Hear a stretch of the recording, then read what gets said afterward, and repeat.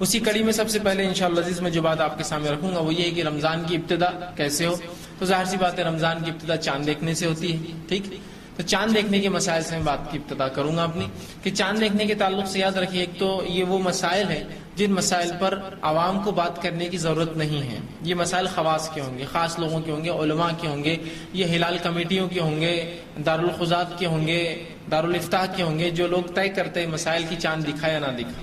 لیکن یہ مسئلہ میں آپ کے سامنے رکھنے کی بالخصوص جو میری کوشش ہوگی وہ اس لیے ہے کہ عوام اپنے آپ کو اس مسئلے میں ڈال کر خامخواہ کے علماء کو پریشانی میں ڈالتی ہے اور اپنے نفس کو پریشانی میں ڈالتی ہے. ٹھیک، اس لیے کہ ہر فرد کو علم نہیں ہوتا کسی چیز کا. تو ہم کیا کریں، اس مسئلے سے اپنے آپ کو مستثنا رکھیں اور جب اعلان ہو جائے حکومت کی جانب سے، یا حکومت نہیں ہے تو جو دارالخزات ہوتا ہے، مسلمان کمیٹیاں ہوتی ہیں، ہلال کمیٹیاں ہوتی ہیں، ٹھیک، ایک ملک کے اندر اپنی جو ہے مسلمانوں کی کمیٹی ہوتی ہے، پرسنل لا ہوتا ہے، وہ اعلان کر دے تو ہم اپنے روزوں کو شروع کر دیں. ٹھیک، اور انہی کے اعلان پہ اپنے روزوں کو ختم کر دے، مطلب عید کو بھی منا لے. خامخواہ اگر ہم تمام لوگ شامل ہوں گے ان مسائل میں تو بہت مشکل ہوں گی. یاد رکھیں جیسا کہ آج ہوتا ہے، چاند دکھا یا نہیں دکھا، اس پہ جتنا بڑا فتنہ مچتا ہے میں سمجھتا ہوں کسی اور مسئلے پہ نہیں ہوتا ہے، دکھا یا نہیں دکھا. اور کچھ لوگ ہوتے ہیں جو چاند دکھا کے ہی چھوڑتے ہیں، اور کچھ لوگ ہوتے ہیں کہ وہ انہوں نے چاند نہیں دیکھا بول رہی ہیں. دونوں کے اپنے مفادات ہوتے ہیں. حتیٰ کہ اس حد تک کی بات چلی گئی کہ کارپوریٹ جو میڈیا ورلڈ جو ہوتا ہے، جو تجارتی جو صنعت کار لوگ ہیں، بزنس مین ہیں، یہ چاہتے ہیں کہ عید کا چاند متعین ہو، طے شدہ ہو. وہ مسلمان لوگوں پر، ان کے علماء پر پریشرائز کرتے ہیں کہ بھائی چاند دکھاؤ، اس لیے کہ اگر مسلمان کی عید میں آگے پیچھے مسئلہ ہوا تو آدھی تجارت کا ان کا نقصان ہوتا ہے. مانا چاند رات کو اصل تجارت ہوتی ہے لوگوں کی. تو اس میں مسلمان نہیں غیر مسلم بھی وہ بکثرت شامل ہے جو چاہتے ہیں کہ مسلمان عید طے کر لے گی کب ہو، چاند کے اوپر ڈیپینڈ نہ رہے تاکہ ہمارے بزنس پہ کوئی آنچ نہ ہے. اور ہم دیکھتے ہیں کہ بڑے بڑے شہروں میں وہ چاند دکھانے کی جو ان کی پوری کوشش ہوتی ہے کہ چاند دکھ گیا بول کر اعلان 8-9 بجے سے پہلے ہو جائے تاکہ مسلمان نکل کر سامان خریدے اور فروخت کرے. ورنہ اگر یہ لوگوں نے گڑبڑ کیا اور 12 بجے کے بعد اعلان ہوا تو ان کی آدھی تجارت مار کھا جاتی ہے. تو چاند دکھوانا چاہتے ہیں. تو میں کہوں گا عوام اس مسئلے میں اپنا ہاتھ نہ ڈالے، علماء پر، خواص پر، ذمہ داروں پر چھوڑ دیں. وہ اعلان کریں گے، اس کے اعتبار سے ہم کام کر لیں گے. ہر شخص فرد شامل ہوں گا تو پھر سب کو چاند دکھتے ہیں. یہاں ہر شخص اسی گواہی دینا چاہتا ہے اور کتنے مسائل ہوتے ہیں آپ سب جانتے ہیں. تو لہٰذا اس کے لیے ذمہ داران ہوتے ہیں. ہم ان ذمہ داران پر یہ بات چھوڑ دیں. وہ چاند دیکھ کر ہمیں بتا دیں گے کہ روزہ کب شروع کرنا ہے اور بتا دیں گے کہ عید ہمیں کب کرنا ہے. لیکن مختصر سے کچھ باتیں صرف علم کے لیے آپ کے سامنے رکھوں. یہ باتیں اس لیے بھی کہنا پڑ رہی کہ عوام شامل نہ ہو. میڈیا بہت آسان ہو چکا ہے، کمیونیکیشن بہت جو ہے آسان اور سستا بھی ہو چکا ہے. تو فوراً اگر کوئی مسئلہ بے درپیش ہوتا ہے کہ میں یہاں اورنگ آباد میں بیٹھے بیٹھے جو ہے دلی فون لگا بھائی تمہارے پاس چاند دکھا گیا، حیدرآباد فون لگا رہا ہوں تو واپس دکھا گیا، بمبئی فون لگا رہا ہوں، سعودی عرب فون لگا رہا ہوں. بھائی چاند تو بہت سے مقامات پر دکھیں گا دنیا میں، سوال یہ میرے مقام پر دکھا کیا؟ سعودی عرب میں چاند دکھیں گے مجھ سے پہلے دکھیں گے. ٹھیک، یہ تو مسئلہ ہوگا. ہمیں اپنے علاقے کا اعتبار کرنا ہے تو یہاں کی لوکل کمیٹی ہمیں بتائیں گی کیا کرنا اور کیا نہیں کرنا ہے. لیکن بہرحال کچھ مخصوص باتیں جو اللہ کے رسول نے بیان کی بیان کر دیتا ہوں. رمضان کا چاند دیکھ کر آپ صلی اللہ علیہ وسلم روزہ رکھیں اور چاند دیکھ کر جو ہے افطار کریں. مطلب چاند دیکھ کر شروعات کرے اور چاند دیکھ کر روزے کا خاتمہ کرے. ٹھیک، تو یہ موٹی موٹی باتیں ہیں جو رسول اللہ نے بتائی کہ چاند دیکھو تو شروع کر دو اور جب چاند دکھ گیا تو جو افطار کر لو، مطلب روزے کو ختم کر دو. ٹھیک، تو یہاں دیکھنے کے الفاظ استعمال، یہ نہیں کہا کہ چاند کوئی دیکھ لے کہ ادھر دور سے کسی ملک سے خبر آ جائے. ہم کو دکھ گیا ہمارے علاقے میں، ہم نے اپنا روزہ رکھ لیا. جس کا علاقے میں بعد میں دکھیں گا وہ بعد سے روزہ شروع کریں گے. خود صحابہ کے دور میں ایسا ہوتا تھا کہ ایک علاقے میں چاند دکھتا دوسرے میں نہیں دکھتا. شام میں چاند دکھ جاتا تو حجاز میں نہیں دکھتا، مکہ مدینہ میں نہیں دکھتا. اور اس کے بعد وہ شام کے ایک دن بعد روزہ رکھتے، جبکہ شام کے لوگ ایک دن پہلے روزہ رکھتے. لیکن یہ انہوں نے یہ نہیں کیا کہ شام میں اگر خبر پہنچ گئی تو کسی انسان کو بھیج دو یہ بھی خبر پا لے اور یہ بھی رکھ لے.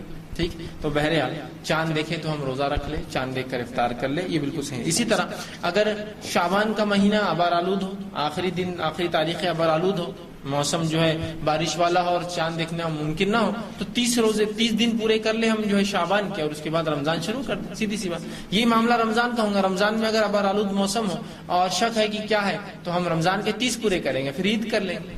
ٹھیک، اسی طرح شک میں بھی نہیں پڑنا چاہیے چاند دکھا یا نہیں دکھا. رسول اللہ صلی اللہ علیہ وسلم نے فرمایا ایک بار کہ لوگوں کو شک ہوا، شبہ ہوا کہ انہوں نے چاند دیکھا تو کسی نے کہا یہ تو 3 کا چاند ہے، کسی نے کہا یہ تو 2 کا چاند ہے. جب عبداللہ ابن عباس رضی اللہ عنہ کے پاس پہنچے اور کہا کہ یہ مسئلہ ہوا کہ کسی نے کہا 3 کا چاند ہے، کسی نے کہا 2 کا چاند ہے، ہم کیا کریں اس مسئلے میں؟ تو عبداللہ ابن عباس رضی اللہ عنہ نے بڑی پیاری بات کی اور کہا اللہ کے رسول صلی اللہ علیہ وسلم نے فرمایا کہ چاند کو جب تم دیکھ لو تو شک میں مت رہو بڑا اور چھوٹا، اس لیے کہ اللہ تمہیں اسے دکھانے کے لیے بڑا کر دیتا ہے، ٹھیک؟ تو اگر ہم یقینی ہے کہ یہ چاند آج دکھا ہے تو آپ اس پہ شک مت کیجیے بڑا اور چھوٹا ایسا کب ہوتا ہے۔ مثال کے طور پر کسی کمیٹی نے کہا کہ چاند آج نہیں دکھا، چاند اب عید کل منائیں گے۔ اب ہم نے جب کل عید منائی، ٹھیک ہے، دوسرے دن منائی تو چاند تھوڑا بڑا دکھا، اب بڑا دکھا تو دیکھو دوسری کا چاند ہے، کل عید ہو گئی تھی، وہاں فتنہ چالو کہ آج کی درست تھی یا نہیں تھی، ٹھیک، کہ تو چاند بڑا دکھ رہا ہے۔ رسول اللہ نے پہلے ہی بیان کر دیا اللہ تمہیں دکھانے کے لیے اسے بڑا کر دیتا، شک میں نہیں ہونا چاہیے، کسی معاملے میں شک میں شریعت نہیں چاہتی، اللہ بڑا کر دیتا ہے تاکہ ہم دیکھ لیں۔ تو عبداللہ ابن عباس رضی اللہ عنہ نے جب یہ اختلاف دیکھا جو تابعین میں ہو رہا تھا تو کہا دیکھو کیا ہوا، تو کہا کسی نے کہا یہ چاند 2 کا ہے، کسی نے کہا 3 کا ہے، تو کہا شک میں مت رہو۔ رسول اللہ صلی اللہ علیہ وسلم فرمایا جب ایسا مسئلہ ہوا تھا کہ چاند بڑا اور چھوٹا ہونے شک میں نہ رہو، اس لیے کہ وہ تو اللہ تمہیں دکھانے کے لیے بڑا کر دیتا ہے، ٹھیک۔ تو یہ مسئلہ نہ ہو کہ عید کسی نے کہا کل کرو، آپ کے نزدیک عید کل ہونا چاہیے، انہوں نے کہا نہیں کل روزہ ہوں گا پرسوں عید کرو، جب پرسوں کے دن چاند دیکھیں گے مغرب میں تو بڑا دکھ رہا ہے، اب بولیں گے دیکھو یہ تو 2 کا چاند تھا، دیکھو فلاں کر دیے، یا جس دن دوسرے دن روزہ رکھ کر چاند دیکھا 30 جب پورے کیے تو چاند بڑا دکھ رہا ہے، تو بولیں گے ارے یار کل آج عید تھی اور دیکھو روزہ رکھوا دیا۔ اختلاف میں نہ جائے، اللہ ہمیں دکھانے کے لیے اسے بڑا کر دیتا ہے، ٹھیک۔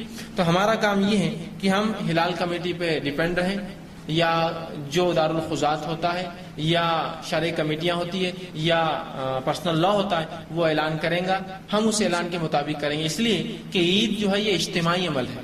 میری عید 1 دن پہلے ہو جائیں گے، 10-15 لوگ جا کے عیدگاہ نماز پڑھیں گے، اس کی دوسرے دن ہوں گی وہ 4-5 لوگ جا کے پڑھیں گے، ایسا نہیں ہوتا ہے۔ یہ اجتماعیت والا عمل ہے اور اس کے اندر ہمیں کسی کو بھی اختلاف نہیں کرنا چاہیے، اگر آگے پیچھے بھی ہو جائے تو انتظار ٹھیک ہے نا، خامخواہ جھگڑے سے، اس لیے کہ ایسا فتنہ اور فساد ہوتا ہے عید کے نام پر اور چاند دیکھنے کے نام پر کہ اسی کو انتہا نہیں یاد رکھی۔ اسی کئی مثالیں بہرحال دی جا سکتی ہے کہ پچھلے کئی سالوں میں خود ہمارے شہر اورنگ آباد میں کیا کیا مسائل پیدا ہوئے، اور چاند دکھوانے کا کچھ لوگ عزائم کر کے آتے کہ آج تو دکھانا ہی ہے، اور کچھ لوگ چاہتے کہ نہیں اب تو 12 بج گیا، نہیں دکھا بھی ہوں گا تو نہیں دکھانا، اس لیے کہ بزنس مار کھائیں گا، کل اس کو دکھائیں گے۔ اور ایسے اختلاف ایسے جھگڑے ہوتے ہیں کہ وہ ہلال کمیٹی کا دروازہ بند کر دینا پڑتا ہے ورنہ ایک آدھ کی جان چل جائیں گے، ایسے حالات ہو جاتے ہیں۔ تو یہ تو درست نہیں ہے، کسی کی جان چلی جائے صرف چاند کے لیے تو کیا فائدہ ایسی عید کا، کوئی فائدہ ہوگا ایسی عید منا کے لڑ رہے۔ اور اگر کوئی شہادت لا لے، اگر واقعی میں کسی کو دکھا اور وہ شہادت لے کر آ رہا ہے تو ادھر پہلے سے ٹیم کھڑی ہوتی کہ کون اندر جاتا گواہی دینے، اب میں دیکھتا ہوں، کیونکہ اب 12 بج گئے، اب تجارت نہیں ہو سکتی، پورا دھندا مار کھائیں گا، آپ نہیں دکھانا ہے چاند، آپ دیکھا بھی ہوگا کسی نے تو اس کو اکال دینا ہے، تو ایسی مارا ماری ہوتی ہے کسی کے اندر۔ اور وہ جو اس کے سپورٹر آتے ہیں چاہتے کہ اب تو بتا کے رہیں گے کہ ہم نے چاند دیکھا ہے، گواہی شہادت ہماری لینی ہی پڑیں گی، اور کیا تماشے ہوتے بہرحال سب نے دیکھا، لڑائی جھگڑے ہوتے ہیں، فتنے فساد ہوتے ہیں، اور پھر حکومت کو آگے بیچ میں عمل دخل کرنا پڑتا ہے کہ بھائی کیا تماشا لگایا آپ نے چاند، کتنی بری بات ہے، اندازہ لگائی۔ تو لہٰذا ہم اس معاملے میں چونکہ ہم مکلف نہیں، اللہ ہر کسی سے نہیں پوچھیں گا تم نے دیکھا تھا کیا، ذمہ داروں پہ ہم چھوڑ دیں، ہلال کمیٹیاں چاند کمیٹیاں ہمیں بتا دیں گی، اعلان ہو جائیں گے ہم رکھ لیں گے، اعلان نہ ہوا ہم انتظار کریں گے ان کے اعلان کا، ٹھیک، خواہ مخواہ کس کو اختلاف کا مسئلہ نہ بنائیں، ٹھیک۔ اسی طرح اس لیے کہ ہر فرد کو علم نہیں ہوتا کسی چیز کا، تو ہم کیا کریں اس مسئلے سے اپنے آپ کو مستثنا رکھیں، اور جب اعلان ہو جائے حکومت کی جانب سے، یا حکومت نہیں ہے تو جو دارالخزات ہوتا ہے، مسلمان کمیٹیاں ہوتی ہیں، ہلال کمیٹیاں ہوتی ہیں، ٹھیک، ایک ملک کے اندر اپنی جو ہے مسلمانوں کی کمیٹی ہوتی ہے، پرسنل لا ہوتا ہے، وہ اعلان کر دے تو ہم اپنے روزوں کو شروع کر دیں، ٹھیک، اور انہی کے اعلان پہ اپنے روزوں کو ختم کر دیں، مطلب عید کو بھی منا لیں۔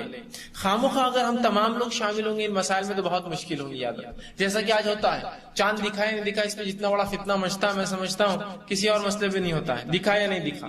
اور کچھ لوگ ہوتے ہیں جو چاند دکھا کے ہی چھوڑتے ہیں، اور کچھ لوگ ہوتے ہیں کہ وہ انہوں نے چاند نہیں دیکھا بولنا ہی ہے، دونوں کے اپنے مفادات ہوتے ہیں۔ حتیٰ کہ اس حد تک یہ بات چلی گئی کہ کارپوریٹ جو میڈیا ورلڈ جو ہوتا ہے، جو تجارتی جو صنعت کار لوگ ہیں، بزنس مین ہیں، یہ چاہتے ہیں کہ عید کا چاند متعین ہو، طے شدہ ہو، وہ مسلمان لوگوں پر، ان کے علماؤں پر پریشرائز کرتے ہیں کہ بھائی چاند دکھاؤ، اس لیے کہ اگر مسلمان کے عید میں آگے پیچھے مسئلہ ہوا تو آدھی تجارت کا ان کا نقصان ہوتا ہے، معلوم، چاند رات کو اصل تجارت ہوتی ہے لوگوں کی، جو چاہتے ہیں کہ مسلمان عید طے کر لے گی کب ہو، چاند کے اوپر ڈیپینڈ نہ رہے تاکہ ہمارے بزنس پہ کوئی آنچ نہ ہے۔ اور ہم دیکھتے ہیں کہ بڑے بڑے شہروں میں وہ چاند دکھانے کی جو ان کی پوری کوشش ہوتی ہے کہ چاند دکھ گیا بول کر اعلان 8-9 بجے سے پہلے ہو جائے تاکہ مسلمان نکل کر سامان خریدے اور فروخت کرے، ورنہ اگر یہ لوگوں نے گڑبڑ کیا اور 12 بجے کے بعد اعلان ہوا تو ان کی آدھی تجارت مار کھا جاتی ہے۔ تو چاند دکھوانا چاہتے ہیں، تو میں کہوں گا عوام اس مسئلے میں اپنا ہاتھ نہ ڈالے، علماء پر، خواص پر، ذمہ داروں پر چھوڑ دے، وہ اعلان کریں گے، اس کے اعتبار سے ہم کام کر لیں گے۔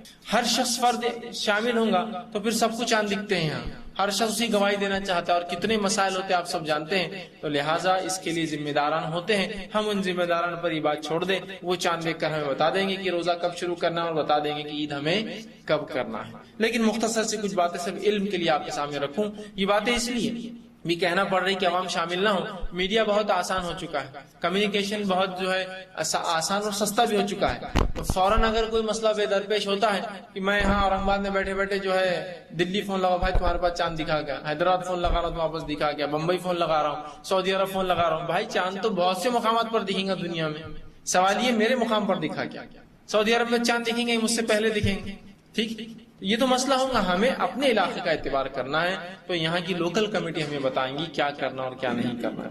لیکن بہرحال کچھ مخصوص باتیں جو اللہ کے رسول نے بیان کر دیتا ہوں۔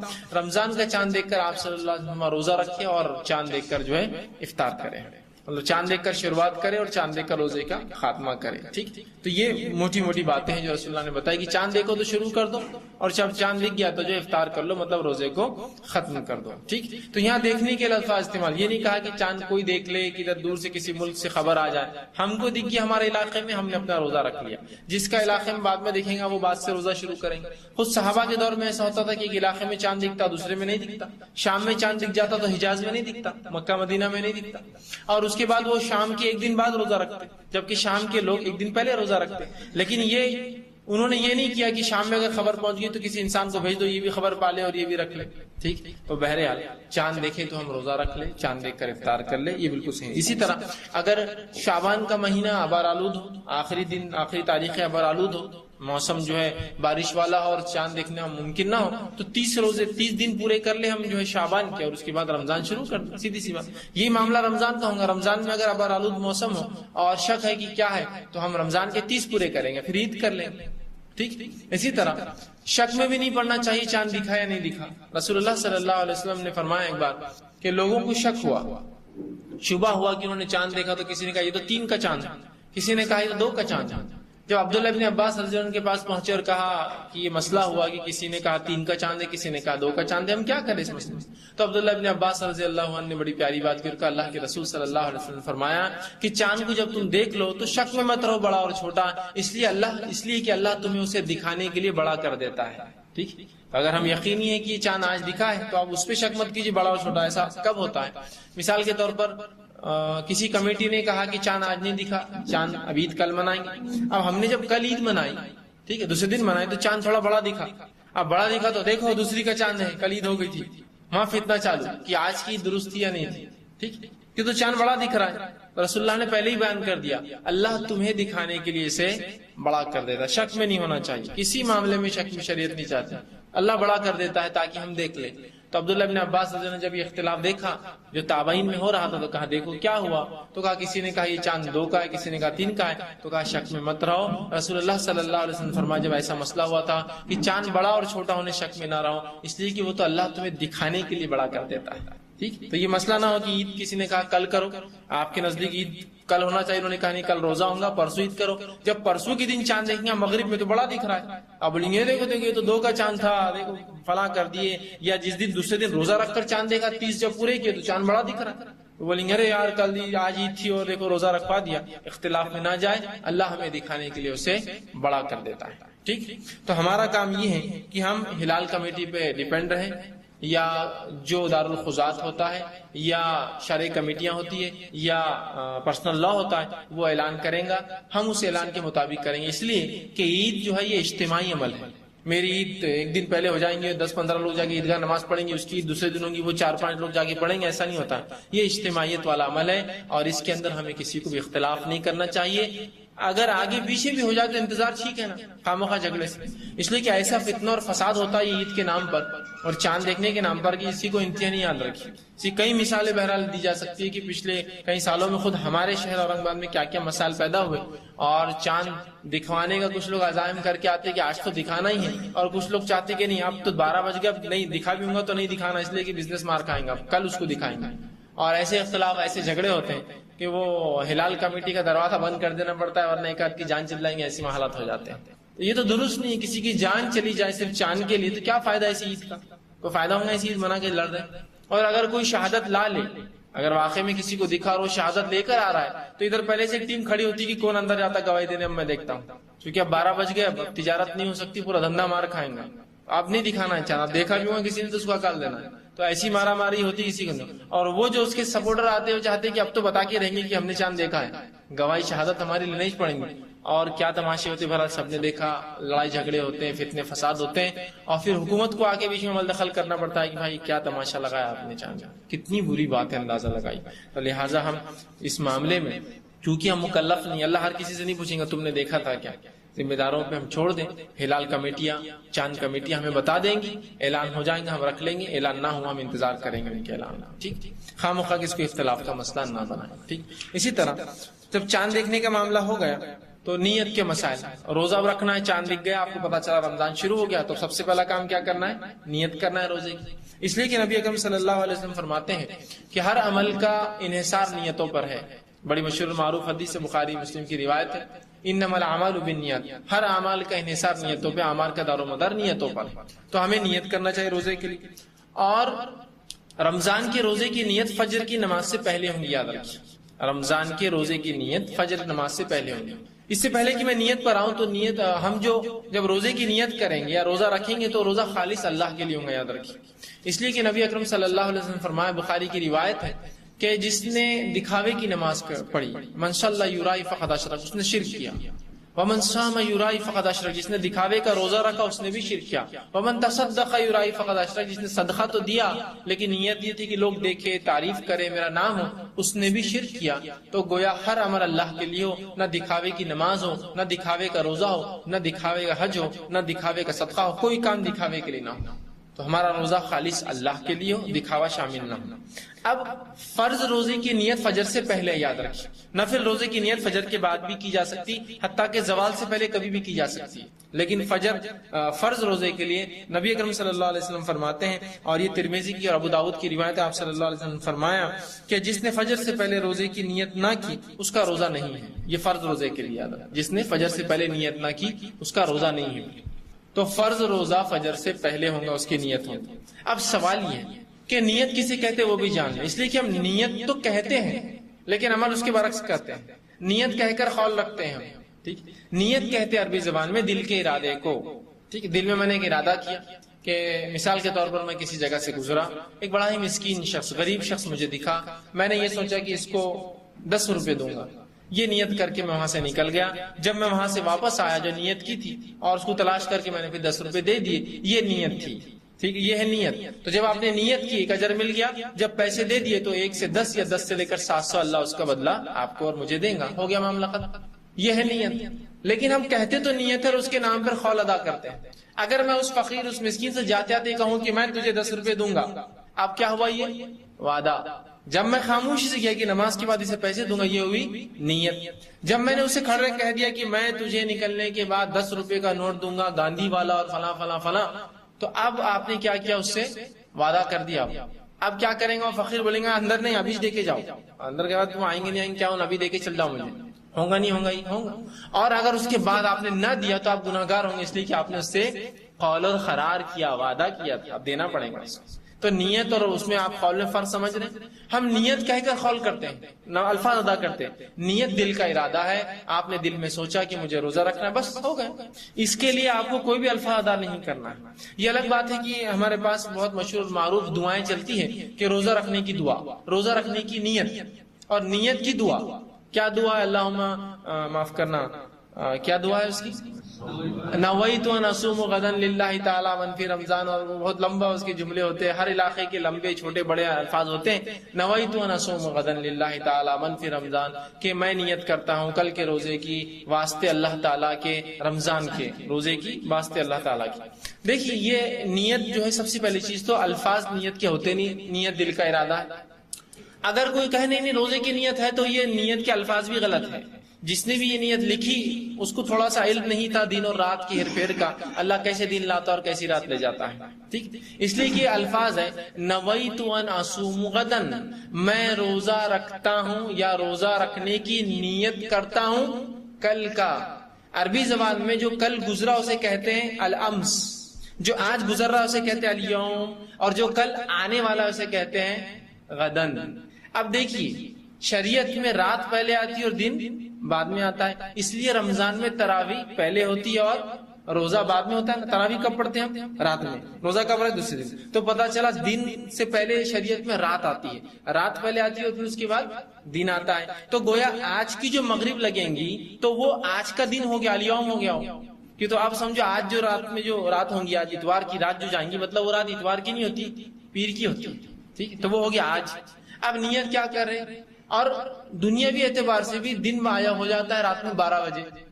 اگر شریعت کا نام مانے مغرب کا حساب بھی، تو آپ دنیاوی مانے تو وہ بھی 12 بجے جو ہے وہ کہتے ہیں کہ دن بدل جاتا ہے، جبکہ کیا پیمانہ اللہ کو مان. لیکن بہرحال 12 بجے وہ کہہ رہے ہیں کہ دن چینج ہو گیا، تاریخ بدل گئی. تو دنیاوی اعتبار سے بھی غلط اور دینی اعتبار سے بھی غلط ہے، اس لیے کہ دینی اعتبار سے مغرب میں دن لگ گیا، دنیاوی اعتبار سے 12 بجے، اور صبح 4 بجے اٹھ کر ہم کرے کل کے روزے کی نیت کرے اور روزہ رکھ رہے آج کا. غدن کل کا روزے کی نیت کرے، روزہ رکھ رہے آج کا. تو نیت کے الفاظ بھی تو آپ دیکھیے غلط. تو یہ نیت کے سب سے پہلے تو الفاظ نبی اکرم صلی اللہ علیہ وسلم سے ثابت نہیں ہے. دوسرا یہ درست نہیں ہے، اس لیے کہ ہم نیت کی بات کر رہے ہیں اور نیت کے اندر الفاظ کا سوال ہی نہیں آتا. میں نے دل میں ارادہ کیا، معاملہ ہو گیا. میں گھر سے نکلا فجر کی نماز کے لیے، بس دل میں سوچ لیا ہوگی میری نیت. اب مجھے فجر کے لیے کوئی قول ادا کرنے کی ضرورت نہیں، وہ میرے دل کا ارادہ ہی میری نیت ہے. اور نیت اسی کو کہا جاتا ہے. اور رسول اللہ فرماتے ہیں نیت کا حال کسی کو نہیں معلوم ہوتا سوا اللہ کی، اور کچھ مخصوص فرشتے ہیں جو نیتوں کو اللہ تعالیٰ نے انہیں علم دے رکھا ہے کہ کوئی نیت کرے تو اجر لکھ دو، بس یہ دو کو علم ہوتا ہے. تو وہ بھی اللہ نے اسے وہ پاور دیا اس فرشتے کو، ورنہ نیت کا حال اللہ کے علاوہ کوئی نہیں جانتا. ٹھیک ہے. تو نیت دل کا ارادہ ہے. تو میں نے ارادہ کر لیا کہ میں رمضان آ رہے پورے رمضان روزے رکھوں گا، اور ہر روز آپ نیت کر لے کہ میں روزہ رکھنا ہے. صبح سحر میں اٹھنا ہے، سحر میں اٹھنے کا سوچا تو کیوں سوچا آپ؟ نیت روزہ ہے اس لیے تو اٹھ رہے ہیں آپ سحر میں، تو یہ نیت ہو گئی. اب خاص نہیں. اب چونکہ ہمیں عادت ہوتی ہے، ہمارے ماحول میں عادت ہے ہم کو نیت کی. لوگ پوچھتے نہیں پھر بھی کیا بولنا، دل میں کیا بولنا، دل میں کیا بولنا، دل میں سوچ لینا کافی، اس کو بولنا نہیں پڑتا ہے کچھ بھی. انٹینشن ہے وہ، انٹینشن سمجھے آپ، سوچ ہے خالی کہ آپ صبح اٹھنے کا سوچ لی، کیوں سحر کروں گا، کیوں روزہ رکھوں گا، ہو گیا ختم. آپ کچھ سوچنے کی ضرورت نہیں کہ سحر میں اٹھ کے خاص آپ دل میں سوچتے بیٹھے رہے کہ میں بھی سوچ رہا ہوں. نہیں، نیت دل کا ارادہ ہے، وہ آپ خیال گزرا اور وہ ارادہ ہو گیا آپ کا، اور وہ کافی ہے ہمارے لیے. ٹھیک ہے. تو نیت دل کا ارادہ ہے، اس کے لیے الفاظ ادا کرنا رسول اللہ ثابت نہیں. ہاں نفلی روزوں کے لیے نیت شرط نہیں ہے، بلکہ وہ کبھی بھی زوال تک کی جا سکتی ہے. ٹھیک. اس لیے کہ اللہ کے رسول صلی اللہ علیہ وسلم کے تعلق سے آتا ہے ایک مرتبہ صبح اٹھے، فجر کے بعد اپنے بیویوں کے گھر پر گئے، دستک دی اور کہا کچھ کھانے کو ہے؟ تمام نے کہا کہ اللہ کے رسول کچھ بھی نہیں ہے کھانے کو. تو کہا پھر آج میں روزے سے ہوں. تو آپ نے اس دن روزہ رکھ لیا. تو پتا چلا نفل روزے کی نیت کبھی بھی ہو سکتی زوال سے پہلے، لیکن فرض روزے کی نیت آپ نے فرمایا اس کا روزہ نہیں جس نے فجر سے پہلے نیت نہیں کی. تو اس کی نیت فجر سے پہلے. نیت کے لیے کوئی خاص الفاظ نبی اکرم صلی اللہ علیہ وسلم ثابت نہیں ہے. اور نیت عربی زبان میں دل کے ارادے کو کہتے ہیں. جو الفاظ انسان منہ سے ادا کرتا ہے اسے قول اور قرار کہتے ہیں. ٹھیک. آئیے آگے چند مسائل سحر اور افطار کے تعلق سے، کہ سحر اور افطار کے تعلق سے کیا باتیں ہمیں معلوم ہونا ضروری ہے کہ ہم پریشان نہ ہوں سحری اور افطار کے معاملے میں. تو سب سے پہلی چیز تو یاد رکھیے سحر کا وقت فجر سے پہلے ہوتا ہے. کیوں؟ تو سحر کا وقت جو ہی ختم ہوتا ہے فجر کا وقت وہاں سے شروع ہو جاتا ہے. اور یہ ضروری ہے کہ ہم سحر جو ہے اس کے وقت میں کریں. ٹھیک ہے. تو سحر کا وقت فجر سے پہلے تک ہوتا ہے. ابھی کب تک رہتا ہے تو اس کا پیمانہ بہت مشکل ہے. مختلف مقامات پر لوگوں نے ٹائم ٹیبل بنائے ہیں، چارٹس بنائے ہیں، نظام الاوقات بنائے ہیں. آپ اس کو فالو کیجیے، زیادہ بہتر ہے. ہر زمین زمانے کے علاقے سے سورج غروب اور نکلنے کا معاملہ الگ ہوتا ہے، لہذا فجر کا وقت بھی ہر جگہ الگ ہوتا ہے. جہاں میرے ہندوستان کے اندر اگر فجر کا وقت جو ہے 4-5 بجے اگر شروع ہوتا ہے تو وہیں سعودی عرب کے لیے ممکن نہیں ہو سکتا، وہاں 3:30 بجے شروع ہوتا ہوں یا ختم ہو جاتا ہوں. ٹھیک. تو ہر جگہ جو ہے پیمانے الگ ہوتے ہیں. تو لہٰذا آپ کو زمین زمانے کے اعتبار سے کام کرنا ہوگا. اور کچھ جگہ جو ہے یہ اور بھی تبدیل ہو جاتے ہیں، بہت جیسا جلدی ہوتا ہے. جیسے کچھ جگہ فجر ہوں گی 2:30 بجے رات میں. ٹھیک. ایسے بھی علاقے ہیں کہ جہاں 2:30 بجے فجر ہوتی ہے اور 12 بجے عشاء ہوتی ہے رات کی. اول وقت عشاء کا 12 بجے ہوتا ہے، لیکن 3 گھنٹے کا ہی دن ہوتا ہے سر، رات ہوتی ہے سر، پھر دن نکل جاتا ہے. ٹھیک. تو بہت سے ایسے علاقے ہیں دنیا کے. تو اس معاملے میں آپ کو اعتبار کرنا پڑے گا اس علاقے کا. وہ علاقے میں ٹائم ٹیبل ہوتا ہے، اس کے مطابق آپ عمل کیجیے. ٹھیک. تو فجر سے پہلے ہم کو جو ہے یہ سحر جو ہے کرنا ہے. ٹھیک، سحر کرنا یہ بہت اچھا عمل ہے، بہت ہی بابرکت عمل ہے. کوئی شخص سحر میں اٹھنے کے بعد سحر کو بلا وجہ ترک نہ کرے کہ جانے تو جان پہ آ رہا، اٹھنا منہ دھونا جان دو، ویسی نہیں، ویسا نہیں، بالکل سحر آپ کیجیے، یہ بہت اچھا عمل ہے. نبی اکرم صلی اللہ علیہ وسلم فرماتے ہیں، متفق علیہ، بخاری مسلم کی روایت ہے، آپ نے فرمایا اور کہا کہ سحر کھاؤ کیونکہ سحر کھانے میں برکت ہے. سحر کھانا چاہیے، اس میں بڑی برکت ہے، یہ بہت اچھا عمل ہے، یہ سنت ہے، یہ مستحب ہے، ریکمینڈڈ ہے، رسول اللہ نے حکم دیا اس کا کہ سحر کھایا کرو، اس میں برکت ہے. تو لہٰذا کوئی بھی شخص فجر میں، معاف کرنا، سحر میں اٹھنے کے بعد، فجر سے پہلے اٹھنے کے بعد، رمضان کے مہینے میں روزہ اگر رکھ رہا ہے تو بغیر سحر کے روزہ نہ رکھے. لیکن یہ مسئلہ بھی جاننا آپ اور ہمارے لیے ضروری ہے کہ سحر کا کرنا فرض نہیں ہے، واجب نہیں ہے. یہ میں کیوں کہہ رہا ہوں؟ بہت سے لوگوں کے اگر سحر نہ ہو تو روزہ بھی نہیں رکھتے. آج سحر نہیں ہوئی تو روزہ کہاں سے؟ تو سحر نہ فرض روزے کے لیے فرض ہے، نہ نفل روزے کے لیے فرض ہے، یہ سنت اور مستحب ہے. صرف بہت اچھا عمل ہے، بہت بابرکت عمل ہے، انتہائی ضروری ہے، سب کچھ ہے، لیکن فرض نہیں ہے. ورنہ بہت سے لوگ بولتے دیکھو یہ تو سحر کے منکر ہے، سحر کا نہیں بولتے. میں کہہ رہا ہوں کہ سحر بہت ضروری ہے، اچھا عمل ہے، مستحب ہے، کرنا چاہیے، سنت ہے، لیکن میرے بھائیوں فرض نہیں ہے. چھوٹ جائے تو روزہ درست ہے، ورنہ ایک فریضہ چھوڑ دیتے ہیں لوگ یہ علم نہیں ہونے کی وجہ سے، ارے یار سحر نہیں ہوئی تو آج کا روزہ نہیں رکھا. اور کچھ لوگوں کو یہ غلط فہمی ہوتی ہے کہ جب بھی نیند میں سے اٹھو سحر کر سکتے ہو، روزہ رکھ سکتے ہو. تو لہٰذا اگر فجر کی بات بھی اٹھتے ہیں تو دو نوالے کھا کے پانی پی کے بولتے اب روزہ شروع ہو گیا. صرف ایک مسئلے کے لا علمی سے کہ سحر کرنا فرض ہے نہیں ہے، تو اب دو لوگ تفریق ہو گئے. ایک تو روزہ ہی نہیں رکھ رہے اور دوسرے رکھتے ہیں تو کیا کرتے ہیں. ایک صاحب نے مجھ سے سوال کیا وہ کہ آج کا روزہ تھوڑا میرا کمزور ہے. میں نے کہا روزہ کیسے کمزور ہو گیا آپ کا؟ جبکہ 9 بج رہے ابھی تو دن کے، اور کمزور کہاں سے ہو گیا؟ کیا کر لیا ایسا عمل جو کمزور ہو گیا؟ یا ٹوٹ جائیں گا، کمزور کیسا ہوں گا؟ تو کہا وہ آج 7 بجے سحر کیا میں نے. جبکہ 7 بجے تو بالکل سورج نکل ہی جاتا ہے کسی بھی حال میں. تو میں نے کہا 7 بجے آپ نے سحر کی اور کمزور روزہ، اور آپ کی سحر ہوئی، آپ کو کیسا یقین ہے؟ تو دیکھیے اب روزے کے لیے سحر تو ضروری تھی، اور سحر تو جب نیند اٹھے تب ہوتی ہے. بولے تو میں 7 بجے نیند کھلی میری، آج فجر بھی نہیں ہوئی تو میں نے سحر کر کے روزہ رکھ لیا. آج کا روزہ آپ کا کمزور نہیں ہے، آپ کا آج روزہ ہی نہیں ہے. لا علمی دیکھیے انسانوں کیسا کرتے ہیں. اور پتہ نہیں زندگی میں سے کتنے روزے انہوں نے رکھے تھے جس میں لیٹ اٹھے اور آرام سے سحر کر کے روزہ رکھا ہونا، چونکہ ان کے نزدیک سحر فرض تھی. اور یہ مسئلہ نہیں پتا کہ سحر فجر سے پہلے ہوتی ہے. ان کو لگا جب نیند جاگے سحر کرو اور روزہ رکھو. اور کتنے لوگ ایسے روزے رکھتے بھی، یاد رکھیں. اللہ حفاظت کرے ہماری. فرض اعمال میں یہ کوتاہی اللہ برداشت کرے گا، یہ لا علمی برداشت کے باہر ہے. کیوں؟ کہ اللہ رب العزت نے جب کسی عبادت کو فرض کیا تو اس عبادت کو تکمیل تک پہنچانے والے عمل کا جاننا بھی فرض ہے. تو نماز فرض ہے تو نماز کے مسائل جاننا بھی فرض ہے. روزہ فرض ہے تو روزے کے مسائل جاننا بھی مجھ پر اتنا ہی فرض ہے جتنا روزہ رکھنا اور عبادت اللہ نے فرض کی اتنا ہی فرض ہے. تو اگر کوئی کہے مجھے روزہ رکھنا معلوم صرف فرض ہے، یہ مسائل کا تو مجھے نہیں معلوم تھا، تو وہ بھی جو ہے نقصان ہے، کہ تو اللہ معاف نہیں کرنے والا. وہ روزے گئے نہیں، اللہ معاف نہیں کرتا. اس لیے کہ جب فرض قرار دیا تو فرض کو تو جاننا چاہیے نا. اگر میں آپ کو یہ کہوں کہ یہ موبائل یا یہ مشین ضروری ہے اگر آپ کو نوکری کرنا میرے پاس تو سیکھ کے آئیے، تو کتنا آدمی کرتا ہے؟ سب سے بالکل کن ذہن آدمی بھی جا کمپیوٹر سیکھ کے آتا ہے، اس لیے کہ اس کے بغیر جاب نہیں ملتی. کیسے سیکھتے؟ اس کے مسائل کب بند ہوتا، کب کھلتا، کیسے. تو کیوں اللہ کے دین میں اتنا بھی وقت نہیں ملا کہ روزے، نماز، زکات، حج جو فرائض تھے اس کے ہم احکامات اس کے علم رکھے کہ وہ کب ہوتے اور کب نہیں ہوتے، کیسے مکمل ہوتے اور کیسے ناقص ہوتے، کب ٹوٹ جاتے ہیں، کب باقی رہتے، کیسے کمزوری آئے تو پورا کیا جائے. نہیں وہ کیا بس روزہ فرض تھا، نہیں، اس میں معافی نہیں ہے. آپ نے لا علم میں بیچارہ، نہیں معافی نہیں ہے. اس شخص کو معافی ہے جو ثابت کرے اپنے رب کو، مجھے اور آپ کو نہیں، جو عقل سے کمزور. اللہ یہ مسائل میں کو نہیں سمجھتے تو میں نے بڑی کوشش کیا، تو اس کے رب کا اور اس کا معاملہ اللہ اس کا آئی کیو ٹیسٹ لیں گا، اس کا جانچ کریں گا. اور واقعی میں وہ کمزور تھا تو اس کا رب اس کو معاف نہیں، تجھے تو علم ہی نہیں تھا، تو بہت جس کو تھا معصوم تھا، پاگل تھا، مجذوب تھا، جانتے تجھے مسئلہ.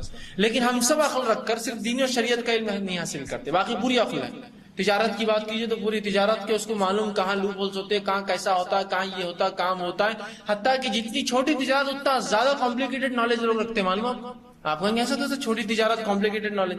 مثال کے طور پر کوئی انسان تجارت کر رہا ہے، بزنس ہے، اور کبھی تعلیم حاصل نہیں کیا، الیکٹریشین ہے، جتنا اس کا وہ ہے کمتر اس کا پیشہ ہے، اس کی مہارت اتنی زیادہ ہے اس کے اندر، اس لیے کہ اس کو معلوم دھکا لگا کہ اس کی موت رہتی ہے تو اتنا ماہر رہتا، اس کو پتا ہے کہ اس کا علم نہیں کیسا ہو، لیکن اس کو معلوم یہاں لگا تو کرنے لگتا، یہاں نہیں کرنا، فیوز کا بارہ جوڑنا کس نے بتایا، وہ سب نہیں معلوم. ایسا کرنا تو بچتے، نہیں کرے تو گڑبڑ ہو جاتی. دیکھیے علم کے اعتبار سے اس کا علم کم ہے، کام کے اعتبار سے کام چھوٹا ہے، لیکن کتنا کمپلیکیٹڈ نالج رکھتا ہے کہ ایسا کرنا پڑتا تو ہی ہوتا. بہت سے میکینکس ہوتے ہیں جو کبھی علم حاصل نہیں کرتے، نہ کوئی میکینیکل انجینئر ہوتے ہیں، نہ کوئی آٹوموبائل انجینئرنگ کرتے ہیں، لیکن صرف سیکھ لیتے اپنے استاد سے، برابر کرتے ہیں گاڑی درست. اور کوئی بہت بار تو بڑے بڑے انجینئروں کو سکھاتے ہو کیسا کام کرنا، کہ تو انجینئر صاحب آتے مشین لیتے اور وہ گن سے اسکرو فٹ کرتے. یہ لیبر بولتا ویسا نہیں کرتے صاحب، 2 پیچ کم از کم اس کو ہاتھ سے دو، آپ مشین سے کریں گے ٹیڑے پیچ جاتے اندر، ہاں غلط جاتے اسکرو اندر، پھر وہ برابر 2 دیتا ہوتا برابر. یار اس کو علم اس لیے کہ اس کو پریکٹیکل نالج ہے فیلڈ کا. آپ دیکھیے تو جتنا چھوٹا پیشہ اختیار کرا اتنا کمپلیکیٹڈ نالج، علم نہیں بول رہا لیکن باقی سب علم. بہت سے لوگ ہوتے ہیں مختلف تجارت کرتے ہیں مختلف اشیاؤں کی، جن اشیاؤں کو ایسے حالت میں بیچا جاتا ہے جو لکوڈ ہوتی ہے، طری کے فارم میں ہوتی ہے. دودھ بیچا جا رہا ہے، گیس تیل بیچا جا رہا ہے، پیٹرول بیچا جا رہا ہے، اور مختلف آئل بہت چیزیں بیچی جا رہی ہیں کمپلیکیٹڈ. لیکن برابر اس سے معلوم ہے کہ اس کو 2 نمبر کیسے کرنا ہے، اس کو بڑھانا کیسے. دودھ میں سیدھا پانی ڈالا، دودھ دکھ رہا تھا کسی پانی ہے، اس کا طریقہ اس کو معلوم کیسا ملانا پانی. گیس تیل پیلا اور سفید اور نیلا کیسا اس کو جو بیچنے کے لیے فرق کرنا ہے. حکومت نے نیلا گیس تیل نکالی اس لیے تاکہ یہ سبسڈی والا ہے، اور ایک عام گیس تیل آتا جو لال آتا، وہ گیس تیل ہوتا سفید، وہ وداؤٹ سبسڈی ہوتا ہے. اس کا ریٹ 18 روپے 20 روپے تو اس کی قیمت 40 روپے.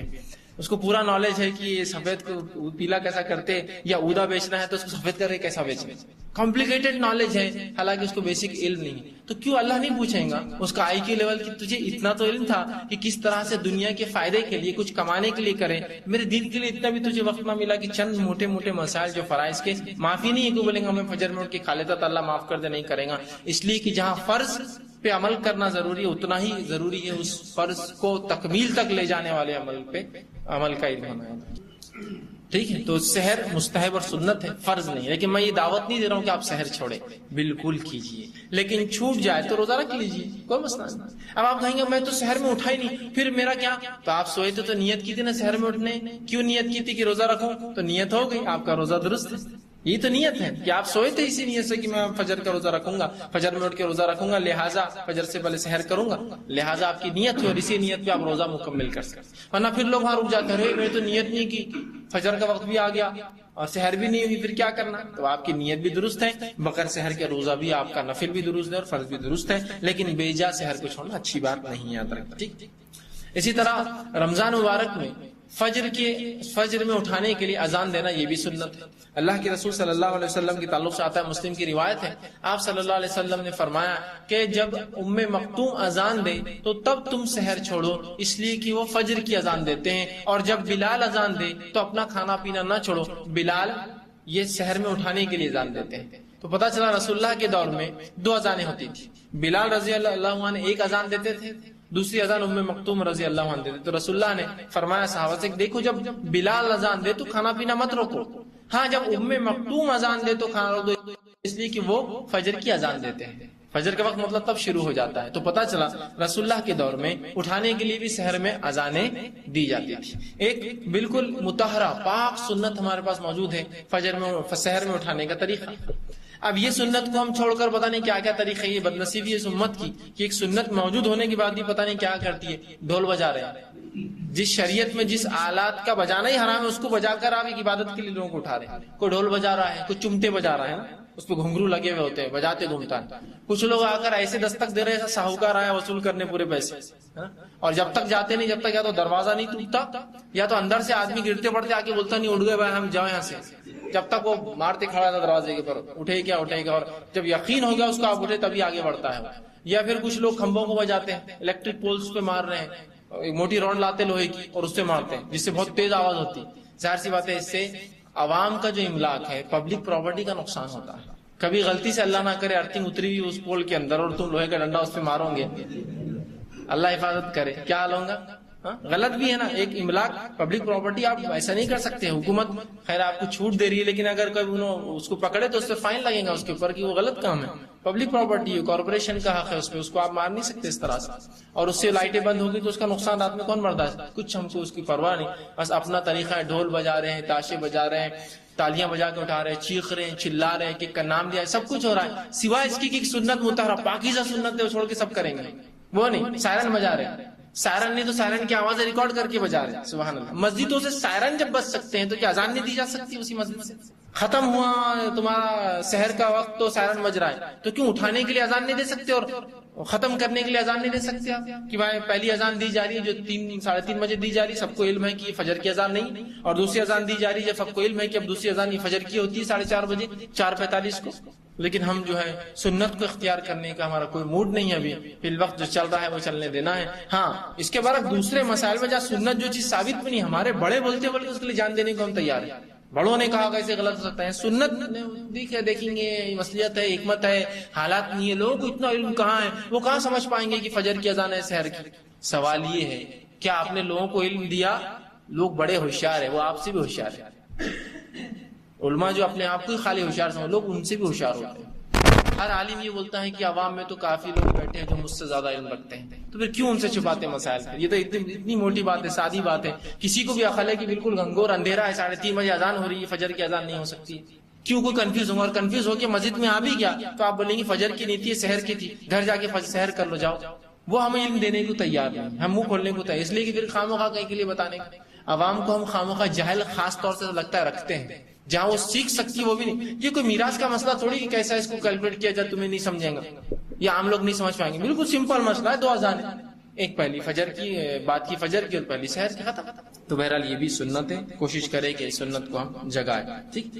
اسی طرح افطار میں جلدی کرنا چاہیے، معاف کرنا، افطار میں تاخیر کرنا چاہیے، اور افطار میں جلدی کرنا چاہیے اور سحر کے اندر تاخیر کرنا چاہیے۔ افطار کو ہم جلدی کریں، خامخواہ دیر نہ کریں، اور سحر کو تاخیر تک کریں۔ خامخواہ جلدی کر کے انسان جو ہے کہ بھائی جلدی کر لو درست نہیں ہے، بلکہ اطمینان کے ساتھ آپ سحر کر سکتے تاخیر تک، اور جلد سے جلد جو ہے افطار ہم کرنا چاہیے، اس لیے کہ اللہ کے رسول صلی اللہ علیہ وسلم طبرانی کی روایت فرمایا کہ تم جو ہے افطار میں جلدی اور سحر میں تاخیر کیا کرو۔ لیکن اس کا معنی کیا ہے یہ بھی سمجھ لیں، ورنہ بہت سی بار ہوتا ہے لوگوں کو قرآن حدیث جلدی سمجھ میں نہیں آتی، ٹھیک، اور اپنی عقلیں لڑا کر جو ہے بات سمجھانا اور بولنا چاہتے ہیں۔ جیسا کہ ایک مرتبہ ہوا کہ میں کسی جگہ افطار کے لیے گیا، وہاں جب افطار کے لیے انتظار کر رہے تھے، ایک سامنے کہا رہے تم تو حدیث کو ماننے والے ہیں، جلدی کر لو افطار، مطلب کیا کے لیے انتظار کرے حدیث میں جلدی؟ تو میں نے کہا جو ٹائم ٹیبل ہے نا اس میں جو وقت ہے یہ سب سے جلدی ہے، اس سے جلدی نہیں ہوتا۔ یہ جلدی کن کے لیے؟ وہ لوگ جو عشاء میں کرتے ہیں، خامخواہ نہیں احتیاط کر لو عشاء میں کریں گے اس لیے کہ پتہ نہیں سورج غروب ہوا نہیں ہوا، تو ان کے لیے ہے رسول اللہ فرما رہے کہ جلدی کرو، خامخواہ دیر نہ کرو، معلوم ہو جائے کہ سورج ڈوب گیا تو کر لو۔ یہ میرے لیے ابھی ثابت نہیں، اس لیے کہ یہ جو ٹائم ٹیبل میں وقت ہے یہ سب سے اول وقت ہے، مطلب افطار کا سب سے اول وقت ہے، اس سے اول افطار نہیں ہوتی۔ تو تب وہ تھوڑے سے ریلیکس ہو گئے، ورنہ بہت اتاولے تھے کچھ بحث کرنے کے، میں نے کہا یہ سب سے اول۔ اور سحر دیر تک کرو تو وہ جو ٹائم ٹیبل میں وقت ہے وہ سب سے دیر والا ہے، اب اس سے دیر نہیں کر سکتے، اس لیے اس کے بعد فجر چالو ہو جاتی ہے، تو ان کی بات سمجھ میں آئی۔ تو کبھی ہوتا ہے قرآن حدیث ہمارے پلے نہیں پڑتا تو ہم مذاق اڑانا شروع کر دیتے ہیں، جبکہ دنیا میں اگر کوئی بات پلے نہ پڑی تو اس کو یقین کر لیتے ہیں، عجیب اصول ہے، ہونا تو یہ چاہیے جب شریعت میں کوئی بات نہ سمجھے تو میں پلے بالکل میں اس پہ عمل کروں گا چاہے سمجھے نہ سمجھے، دنیا میں نہیں سمجھی تو حجت کاکڑی بن جائے، نہیں میرے کو سمجھاؤ بولنا سمجھاؤ، لیکن معاملہ الٹا ہے، اگر میں یہ کہوں کہ وہ گاڑی کا انجن کیسے چلتا ہے، وہ ایسا چلتا ہے پسٹن چلتا ہے آگے پیچھے ہوتا ہے، جیسے دھواں نکل جاتا ہے فلاں ہو جاتا ہے گاڑی چل جاتی ہے، نہیں سمجھا، اب نہیں سمجھ رہا ہوں تم کو تو سمجھ لو بس چل رہا ہے، تو بولتا اچھا یقین آ گیا کہ چل رہا ہے، ٹھیک، اچھا اب دینی مسئلہ کہ نہیں رسول اللہ نے فلاں فرمایا، نہیں یہ تو عقل میں نہیں آ رہی بات، نہیں یہ تو سمجھ میں نہیں آ رہا ایسا کیوں ہے، نہیں یہ تو عجیب ہی دکھ رہا میرے کو، یہ سوال یہ تیری عقل اتنی کہاں اونچی ہے کہ تو سمجھ پائے اس چیز کو، تو یہ کہے کہ میری عقل میں یہ بات نہیں آ رہی ہے، اللہ توفیق دے کہ اس بات کو میں سمجھ سکتا، نہ کہ یہ کہ اس کا مذاق اڑائے۔ تو جب دنیا میں ہم کو کوئی بات نہیں سمجھتی ہے نا تو اس کو یقین کر لیتے کہ ایسا ہو رہا ہوگا، لیکن دین میں نہ سمجھے تو دین پہ الزامات شروع کر دیتے ہیں، تو کہا جلدی کر لو آپ، تو میں نے کہا حدیث میں معنی یہ ہے سمجھنے کی کوشش کرے، سمجھیے چیزوں کو، جلدی اور دیر سے مراد کیا ہے سمجھ رہا؟ تو افطار میں جلدی سے مراد وہ سب سے اول وقت ٹائم ہے، اس سے جلدی مت کیجیے، وہ سب سے اول وقت لکھا گیا ہے سوائے 1 منٹ کے پلس مائنس کے ڈفرنس ہے، اور شہر کا وقت ہمارے علاقے کے ٹائم ٹیبل کے اعتبار سے 5 منٹ کا پلس مائنس ڈفرنس سے کیا جاتا ہے، ٹھیک، تو بس اتنا ہی فرق آپ کر سکتے، اس سے زیادہ نہیں ہوگا، ٹھیک۔ تو شہر میں آپ کوشش کریں کہ تاخیر تک کرے، آخر وقت تک آرام سے کھائے، اور افطار میں جو ہے جلدی کرنے کی خامخواہ تاخیر نہ کرے، پتہ نہیں ہوا نہیں ہوگا، احتیاط احتیاط، اور پھر یقین ہو جائے جب 1 آدھ گھنٹہ ہو گیا تو نہیں اب ہوا ہوگا، تو خامخواہ دیر نہیں کرنا چاہیے، ٹھیک۔ اسی طرح اگر آپ سحر کھا رہے ہو اور اچانک اذان ہو جائے سحر مطلب یا سحر کا وقت ختم ہو، اذان تو چونکہ آج کل نہیں ہوتی فجر کی یا سحر کے اعلان کے لیے، اب وقت ختم ہو گیا، یہ اذانیں جس جگہ ہوتی ہے اذانیں ہونا شروع ہو گئی کہ سحر کا وقت ختم ہوا، فجر کی اذانیں شروع ہو گئی، تو ایسے وقت اگر آپ سحر کر رہے ہو تو اچانک سحر نہ چھوڑے۔ رسول اللہ نے فرمایا اگر تم میں سے کوئی شخص کچھ پی رہا ہو، کچھ کھا رہا ہو اور اذان ہو جائے مطلب فجر کا اعلان ہو گیا تو فوراً ترک نہ کر دے، بلکہ جو ہاتھ میں اسے کھا لے، تو یہ اس کا معنی یہ ہوا کہ آپ سحر کر رہے تھے، منہ میں ایک نوالا ہے، آپ کی اذان شروع ہو گئی تو بس جلدی سے وہ نوالا لیجیے، ایک آدھ باقی ہو تو اس کو صاف کر لیجیے، فوراً پانی پیا اور معاملہ ختم، مطلب بالکل یہ جلدی ہو جائیں گے، ٹھیک ہے، یہ معنی ہے اس کا۔ لیکن اس کا یہ ہرگز یہ معنی نہیں ہے کہ ابھی 3 چپاتی لے کر میں بیٹھا ہی تھا اور اذان شروع ہو گئی تو رسول اللہ نے فرمایا جو ہاتھ میں پہلے لے لے یا جو تری تیرے ہاتھ میں پی لے تو بس اب میں تھوڑا سا 3 روٹی کھا کر کروں گا، نہیں، معنی یہ جو بس ہاتھ میں اور کھانا خاتمے پہ آپ کا، فوراً اس کو ختم کر دیجیے اور اس کو نپٹا لیجیے اور کلی کر لیجیے، یہی اس کا معنی ہے کہ اگر ایک اچانک نہ چھوڑے، اچانک سے مراد کیا، پانی پی رہے تھے، اذان ہو گئی مطلب سحر ختم ہو گئی تو اچانک نہ چھوڑ دیں، آپ سن کے حکم کے مطابق بات ہے کہ اس پانی کو پی لے، آگے اب دوسرا پانی نہ لے، معاملہ ختم ہو گیا۔ نوالا کھا رہا تھا اس کو نگل لے، یہ ہاتھ میں تھا منہ میں ڈال لے، اب اگلا نوالا نہیں لوں گا، اب جا کے کلی کر دوں، یہ معنی ہے اس کا کہ اچانک ایک نہ چھوڑ دے بلکہ پی لے۔ اللہ کے رسول صلی اللہ علیہ وسلم فرماتے ہیں، اور ابو ہریرہ رضی اللہ عنہ حدیث کے راوی ہیں، ابو داؤد کی حدیث، آپ نے فرمایا جب کوئی آدمی اذان سنے اور پینے کا برتن اس کے ہاتھ میں ہو تو فوراً نہ رکھ دے بلکہ اپنی ضرورت کو پورا کر لے۔ برتن آپ کے ہاتھ میں، آپ پانی پی رہے ہیں، دودھ پی رہے ہیں، ٹھیک، چائے پی رہے، تھوڑی سی بچی ہے، فوراً ڈال لے اور کلی کر لے۔ اس کا مطلب یہ نہیں ہے کہ آپ آرام سے، بلکہ فوراً کر لے، اچانک اس چیز کو رکھنا دے، اپنی ضرورت پوری کر لے اور پھر کلی کرے اور چلے جائے فجر کے لیے، ٹھیک، تو یہ اس کا معنی ہے۔ اسی طرح افطار کے لیے غروب آفتاب شرط ہے، ٹھیک، اب یہ سحر کے لیے بھی فجر سے پہلے شرط ہے۔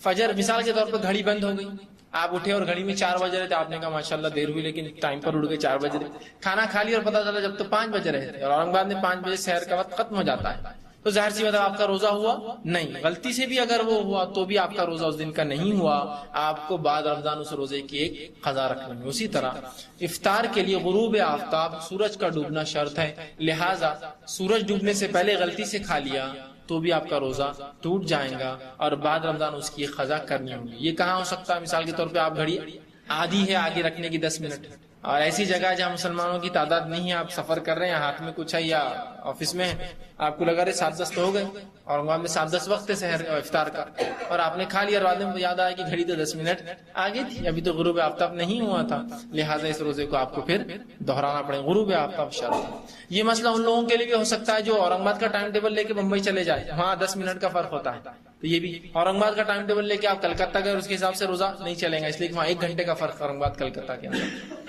ممبئی اور وہاں 10 منٹ کا فرق ہوتا ہے، ٹھیک، تو یہ فرق کو سمجھے۔ تو آپ کو جس زمین پر ہو وہاں کے اعتبار سے غروب آفتاب، سورج کا ڈوبنا افطار کے لیے شرط ہے۔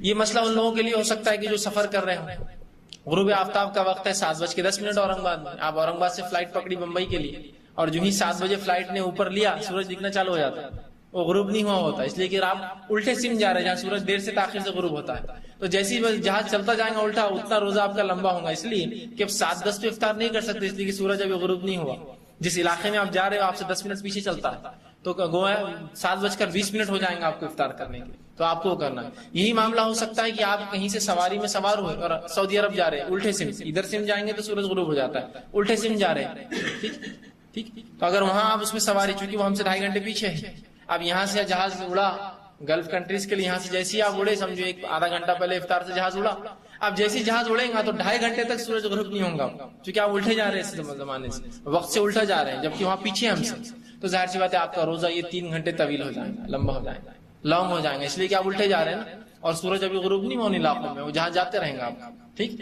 تو غروب آفتاب شرط ہے جس آپ حالت میں، جس زمین پر آپ ہو، یہ نہیں کہ اورنگ آباد میں 7:10 پہ ہو گیا، ابھی جہاز میں تو کب تک بھی دکھتا رہیں گا سورج کھا لو، نہیں ہوگا، غروب آفتاب شرط ہے، تو لہٰذا آپ انتظار کریں گے کہ وہاں پہنچ جائے، اس کے بعد جو ہے آپ جب غروب آفتاب کا یقین ہو جائے، اور سن سیٹ لکھا ہوا، ہر جہاز میں لکھا ہوا آتا ہے اس جگہ کے، اس سے پوچھنا پڑے گا کہ غروب آفتاب کیا ہوا، وہ آپ کو بتائیں گے کہ ہاں ہو گیا، بلکہ پروویژن بھی ہوتا ہے جہاز میں، وہ کھجور لا کر دیتے ہیں لوگوں کو، جب سن سیٹ ہو جاتا ہے جہاز میں جس بھی پوائنٹ پر لا کر دیتے ہیں، کہ اکثر لوگ سروس دیتے ہیں جہاز والے کہ غروب آفتاب ہو گیا، آپ جو روزہ افطار کر لیں، ٹھیک، تو بہرحال آپ کو انتظار کرنا پڑے گا۔ اسی طرح افطار کے لیے سنت یہ ہے کہ آپ گیلا کھجور کھائیے، مطلب پین کھجور، وہ نہ ملے تو چھوارے سوکھے کھجور کھائیے، وہ نہ ملے تو پانی سے افطار کر لیجیے۔ نبی اکرم صلی اللہ علیہ وسلم کی تعلق سے یہی بات آتی ہے، اور یہ جو ہے ابو داؤد اور ترمذی کی روایت ہے، آپ صلی اللہ علیہ وسلم کے تعلق سے صحابی فرماتے ہیں انس بن مالک رضی اللہ عنہ کہ آپ صلی اللہ علیہ وسلم جب افطار کرتے تو تازہ کھجور سے کرتے،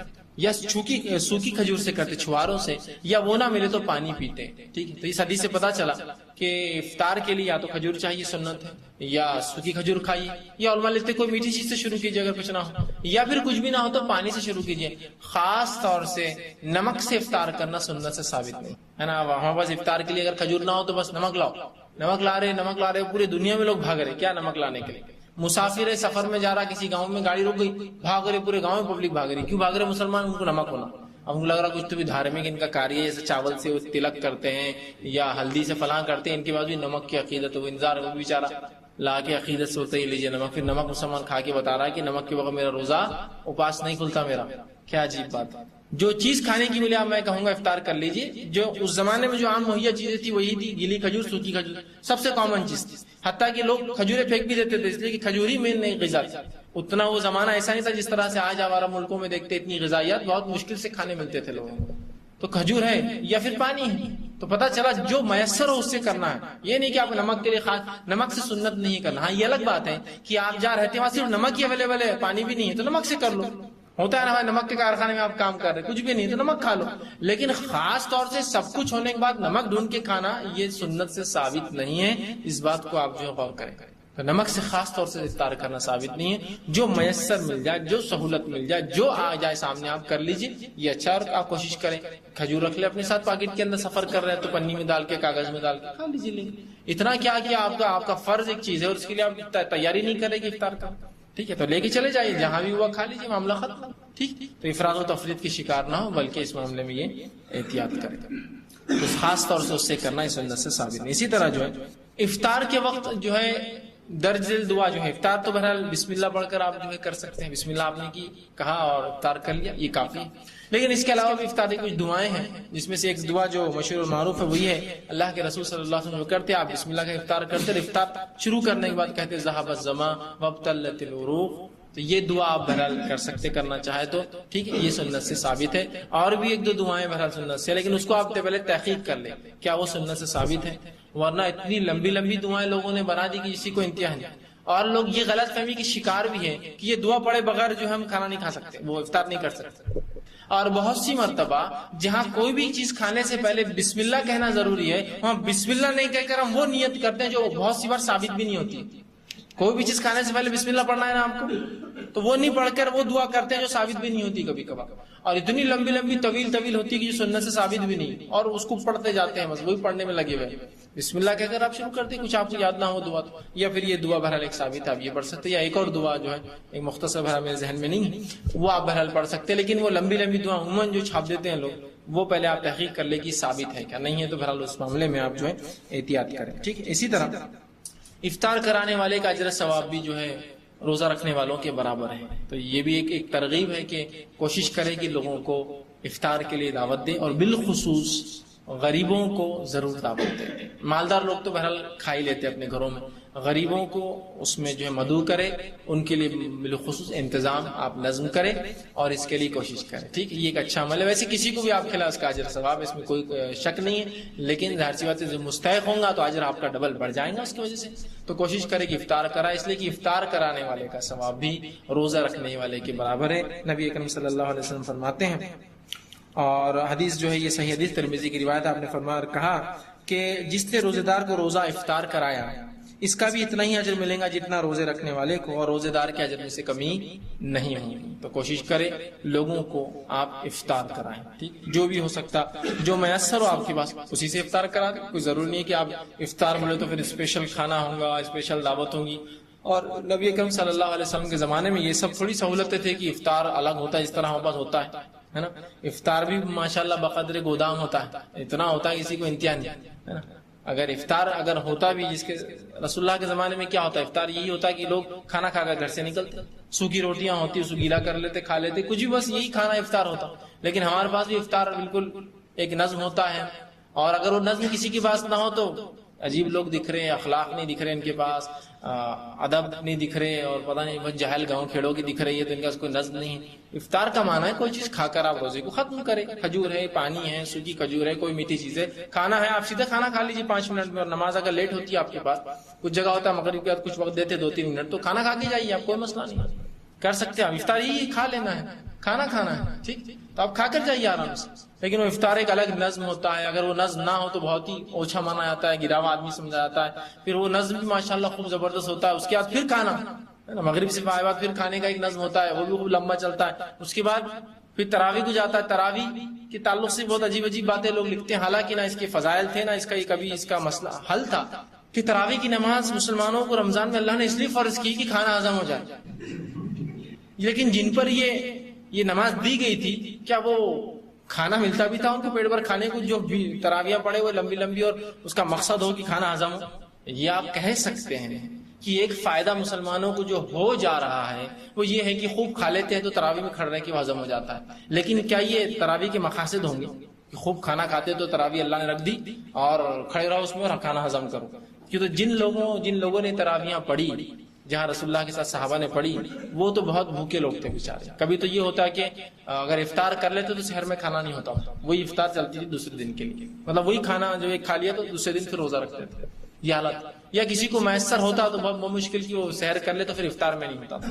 تو کیا وہ لوگ اس لیے تراویحاں پڑھیں گے کہ ان کا کھانا ہضم ہو؟ تو بولنے والے بھی تھوڑا سا تمیز رکھ کر بات کرے, دیکھ سنبھل کی بات کرے کہ یہ اس کا نہیں اللہ نے فیوچر کا سوچ لیا تھا کہ ٹھیک ہے فیوچر, لیکن جن لوگوں پر وہ حالات گزر رہے ہیں, میں یہ کہوں کہ انکم ٹیکس لاگو کرنا اگلے لوگوں پہ جو مالدار ہوں گے تو لہٰذا غریبوں سے لینا شروع کر دو. پہلے کوئی بولیں گا ظلم ہے یار, ہم غریب ہیں ہم سے مت لو, جب ہوں گا جب لکھ کے رکھ دو کہ جب لینا, ابھی سے ہم پہ ظلم مت کرو. سوال ہی نہیں آتا. اس کی کیا فائدے ہیں یہ اللہ رب العزت جانتا ہے, ٹھیک ہے, اور آخرت میں کیا اجر ملیں گے اللہ ہی بہتر جانتا ہے. ہمیں لیکن چونکہ رسول اللہ کی سنت ہم پاتے ہیں, ہم اس پر عمل کرتے, معاملہ ختم ہے. پھر چاہے کھانا ہضم ہو یا نہ ہو, تو کچھ لوگ تو اتنا کھانا کھا کے جائیں گے کہ تراویح 8, 20, 40 رات بھر بھی پڑے تو کھانا ہضم ہونا نہیں ہے ان کا, ہوتا ہے نا. اس لیے کہ رمضان یہ فاسٹنگ کا نہیں فیسٹنگ کا منتھ ہے ہمارے لیے, یہ روزہ رکھنے کا نہیں, خوب کھانے پینے کا مہینہ ہے. تو ظاہر سی بات ہے کہاں سے آدمی کو کھانا ہضم ہوگا جو ایک مرغی کھا لے مغرب کے بعد جا کر مسجد سے باہر نکل کے نماز پڑھ کے اور پھر نماز کو جا, کہاں سے ہضم ہو رہی ہے اس کی رات بھر میں, ٹھیک ہے, پھر تیار ہے صبح کھانے کے لیے. تو یہ مہینہ اس کا نہیں, یاد رکھیے کھانے پینے کا. تو تراویح کا نہ کوئی کھانے پینے سے لینا دینا ہے نہ اس کا, لیکن کوشش کرے کہ افطار ضرور کروائے. مسکینوں کو, غریبوں کو یہ زیادہ مستحق ہے. اس کے علاوہ محتاج ہے, مسافر ہے, رشتے دار ہے, پھر مالدار ہو, غریب ہو, کوئی بھی دوست احباب ہے ضرور کیجیے. لیکن ایسا نہ ہو کہ دوست احباب سب کو تو ہو رہا ہے, بس ان کو حق نہیں مل رہا جن کو ملنا چاہیے. جو ویسے ہی پریشان حال ہے ان کا وہ دیتے جھوٹا بچتا ہے اپنی دعوتوں کا, جبکہ ان کو تو اچھا کھلانا چاہیے, اس لیے کہ ہم تو اچھا کھاتے ہی. اور ایک عجیب مزاج ہے لوگوں کا, جو خود کھاتے پیتے گھر کا ہوتا ہے اسی کھلانا چاہتے ہیں. منسٹر صاحب آ گئے, پوری دنیا اس کو کھلانا چاہتا, اور وہ بیچارہ بیمار ہے, اس کو گوشت کھانا ڈاکٹر نے منع کر دیا. بولا نہیں میرے کو نہیں چلتا, نہیں نلی لایا, نہیں میرے کو نہیں چلتا, نسے لا رہا, نہیں میرے کو نہیں چلتا, گرم روٹی نہیں, گرم میرے کو پرہیز ہے, میرے کو ٹھنڈا ہی چلتا, میں اچھا کھانا نہیں, وہ تری میرے کو نہیں, کچھ بھی. بیچارے بالکل ایسا کھانا ہونا جو چوتھا بچتا, آخر جو بچ جاتا نا وہ کھانا اس کو ہونا, اور اس کو پوری دنیا دینا چاہتی. اب جو بیچارہ غریب ہے وہ سب کچھ کھا سکتا, ذرا رکو بعد میں آنا نا, ابھی سے کئی کو آ گئے, اس کو کم بوٹیاں ڈالو, اس کو نلی کئی کو دے رہے ہو, غریبوں کو کئی کو. جس کو ویسے ہی بیچارہ مستحق ہے اس کو دینا چھوڑ کر ہم اس کو کھلانا چاہتے جو ویسے ہی کھایا پیا ہوا ہے, اپنے گھر سے کھاتے پیتے, مالدار ہے, لے سکتا ہے, نعمتیں دے سکتا ہے. بہت سی بات نعمتیں کھا لی اللہ نے, اس میں نعمتیں جو ہے بیماری کی وجہ سے جو اس کو ممنوع ہے اس کو ہم کھلاتے ہیں, جو مستحق ہے اس کو نہیں کھلاتے.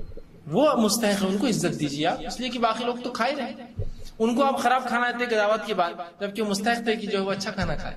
کوشش کیجیے کہ ان کا آپ حق ضرور غریبوں کا رکھے اور کھلائیں. اب روزے کی رخصت کن لوگوں کو ہے, کون لوگ روزہ چھوڑے, کون لوگ روزہ چھوڑ سکتے ہیں, کن لوگوں کو روزہ نہ رکھنے کی سہولت شریعت نے دی ہے. اس لیے کہ روزہ تو ہم پہ فرض ہے, لیکن شریعت میں ہر بار ایکسیپشنل ہوتا ہی ہے, مستثنا ہوتا ہی ہے. کہ شریعت کچھ لوگوں کو باہر کر دیتی کہ بھائی تم لوگ مت رکھو, اس لیے کہ تم میں فلاں نہیں, طاقت نہیں, سکت نہیں ہے, ٹھیک. تو اسی طرح کن لوگوں کو جو روزے کی رخصت ہے. اب میں وہ باریک باریک باتیں نہیں لوں گا کہ جو بالغ نہ ہوا, جو پاگل ہے, اتنی تفصیلات میں فقہ کی جانے کی ضرورت. موٹی بات کی جو بالغ ہے وہ روزہ رکھیں گے. ان میں کون لوگ ہیں جو ایکسیپشنل ہوں گے, مستثنا ہوں گے.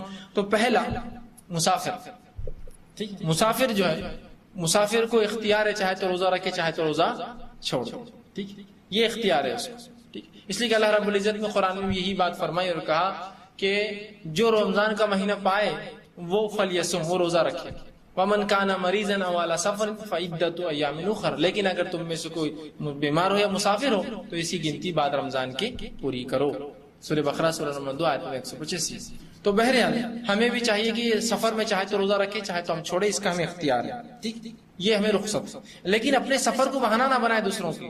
نبی اکرم صلی اللہ علیہ وسلم نے ایک مرتبہ دیکھا کچھ لوگ ایک انسان کو ڈھکے ہوئے ہیں, سب سایہ دے رہے ہیں, آپ پہنچے، کہا کیا بات ہے؟ تو کہا اللہ کے رسول یہ روزے سے ہے اور سفر کی تکلیف سے برداشت نہیں ہوتا. آپ نے فرمایا سفر میں جو تکلیف برداشت نہ کر سکے اس کے لیے روزہ رکھنا کوئی نیکی نہیں ہے، اس لیے کہ روزہ اس نے رکھا اور تکلیف سب کو سب ساتھ دے کے کھڑے.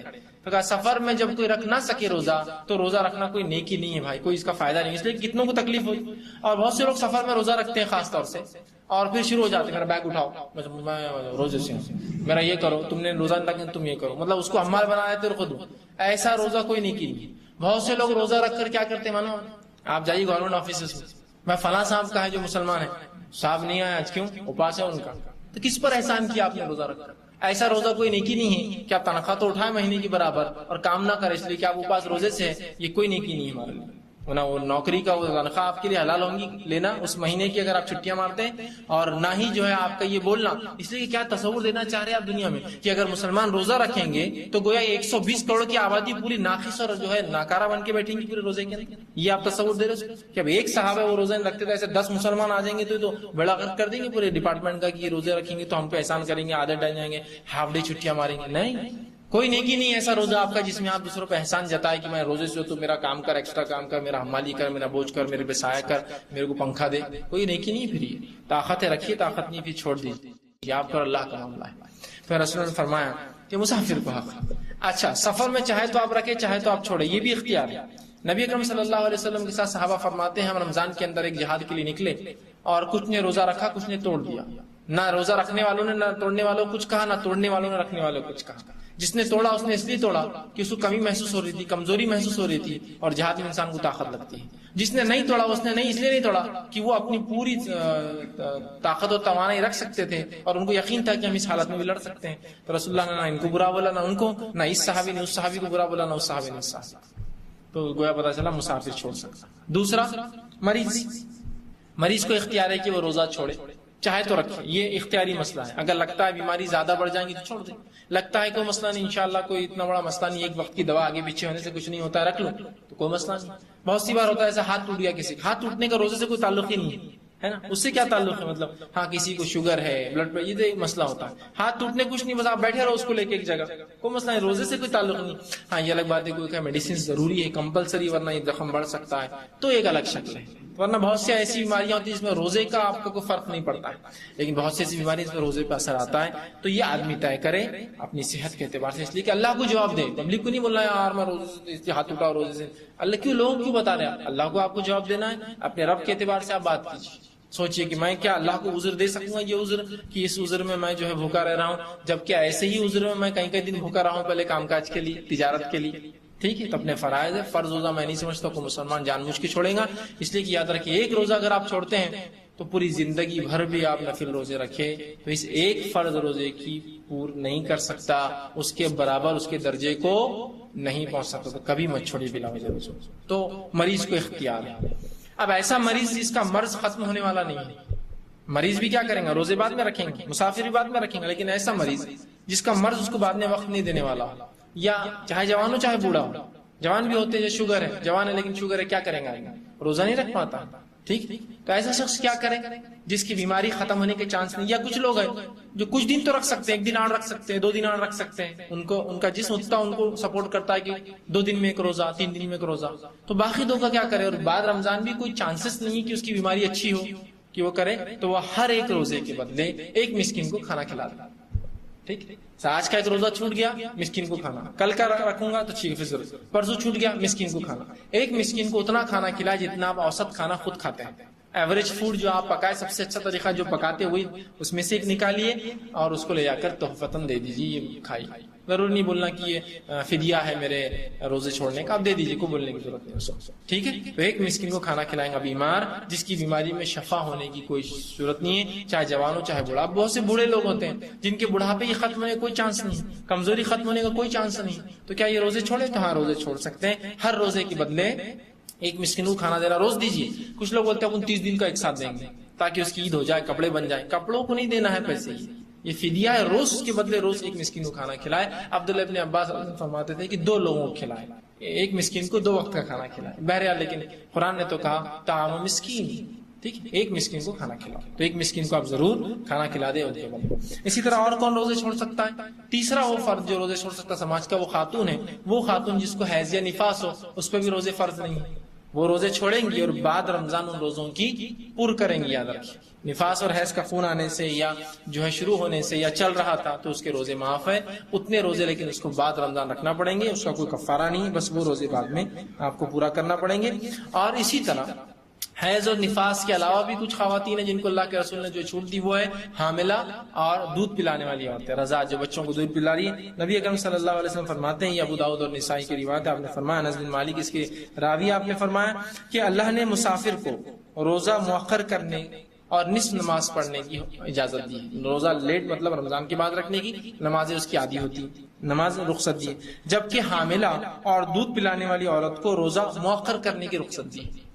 جو حاملہ ہے اور دودھ پلانے والی عورتیں, یہ اپنا روزہ مؤخر مطلب بعد رمضان رکھ سکتی, بعد رمضان رکھ سکتی ہے. ٹھیک ہے, تو یہ مؤخر کر سکتی ہے, اس میں کوئی حرج نہیں.